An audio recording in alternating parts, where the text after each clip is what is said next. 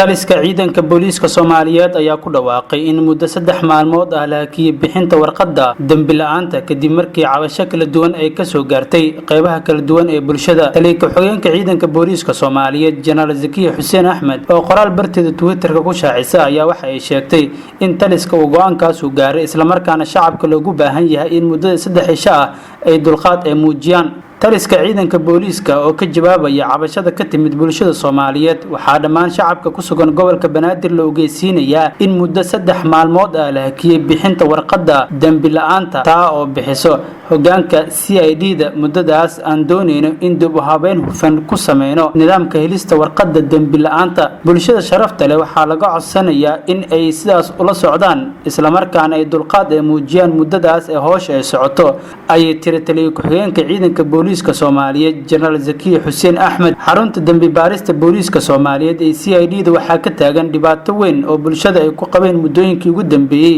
waxaana dadka intooda badan ay sheegeen in laaluush ay dhiibaan si howlahooda loo fuliyo. sidoo kale waxaa jira digniin ku aadan in al-shabaab ay qorsheynayaan in weerar ay ka geystaan magaalada Muqdisho isla markaana xarumaha la weeraray ay ka mid tahay xarunta dambi baarista ee CID-da ee booliiska Soomaaliyeed taa oo ku taala isgoyska kilomitir 4 degmada Hodan ee gobolka Banaadir.